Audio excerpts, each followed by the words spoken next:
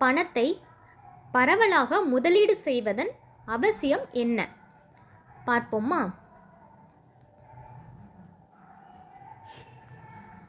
எதிர்கால தேவைக்கு இன்றே முதலீடு செய்யும் பொதுமக்களின் எண்ணிக்கை நாளுக்கு நாள் அதிகரித்து வருகிறது. அதற்கேற்ப சந்தையில் முதலீட்டு வாய்ப்புகளும் அதிகரித்த வண்ணம் உள்ளன.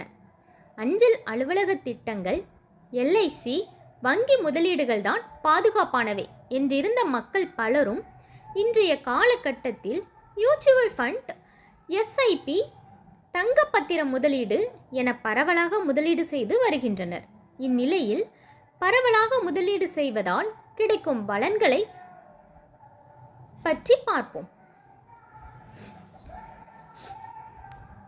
பரவலான முதலீடு குறித்த விழிப்புணர்வு மக்கள் மத்தியில் இன்னும் பெரிய அளவில் ஏற்படவில்லை என்றே சொல்ல வேண்டும். பெரும் முதலீட்டாளர்கள் மட்டுமே பரவலான முதலீட்டு யுக்தியை தொடர்ந்து பயன்படுத்தி வருகின்றனர். ஆனால் நடுத்தர வர்க்கத்தினர் மற்றும் மாதச்சம்பளம் வாங்குவோர் பலரும் பரவலான முதலீடுகளை மேற்கொள்வதில்லை.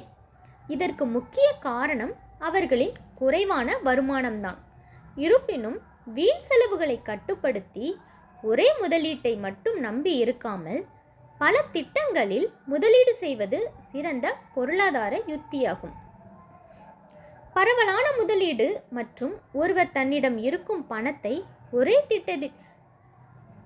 திட்டத்தில் முதலீடு செய்யாமல் அதனை பிரித்து ஒன்றுக்கும் மேற்பட்ட திட்டங்களில் முதலீடு செய்வதாகும். முதலீடு செய்ய தொடங்கும் போதே இம்மாதிரி பல திட்டங்களில் முதலீடு செய்வது குறித்து சிந்திக்க வேண்டும்.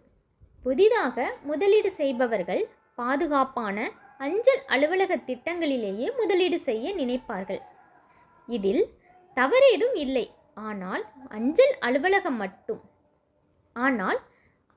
அலுவலக திட்டத்தில் மட்டுமே முதலீடு செய்வதை காட்டிலும் தங்கப்பத்திர முதலீடு, மியூச்சுவல் ஃபண்ட், எஸ்ஐபி என பல திட்டங்களில் பரவலாக முதலீடு செய்ய வேண்டும்.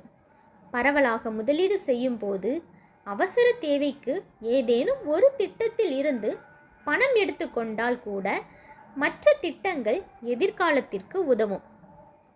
அதோடு மியூச்சுவல் ஃபண்ட் மற்றும் கிரிப்டோ போன்ற முதலீடுகளில் ஒருவேளை நஷ்டம் ஏற்பட்டாலும் அதிலிருந்து மீண்டு வர மற்ற முதலீட்டு திட்டங்கள் உங்களுக்கு கை கொடுக்கும்.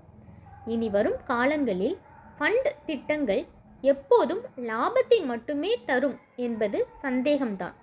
ஒருவேளை வீழ்ச்சியை சந்திக்கும் சமயங்களில் பரவலாக முதலீடு செய்திருந்தால் நிச்சயமாக நீங்கள் வருந்தக்கூடிய சூழலை ஏற்படாது.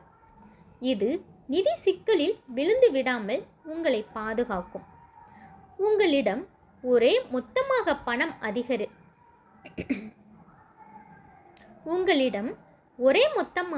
பணம் அதிகமாக இருந்தால் பொருளாதார ஆலோசகரின் உதவியுடன் பல திட்டங்களில் முதலீடு செய்ய முயற்சிக்கலாம். நடுத்தர வர்க்கத்தினர் சிறிய அளவில் முதலீடு செய்தாலும் பரவாயில்லை.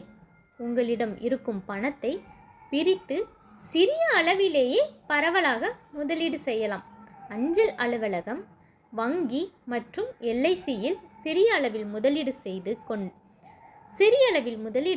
கொண்டே எஸ்ஐபியிலும் முதலீடு செய்யலாம். நிச்சயமற்ற எதிர்காலத்தில் நமது இன்றைய முதலீடுகள் குடும்பத்தை பாதுகாக்கும் கவசமாக மாறும் என்பதில் ஐயமே இல்லை.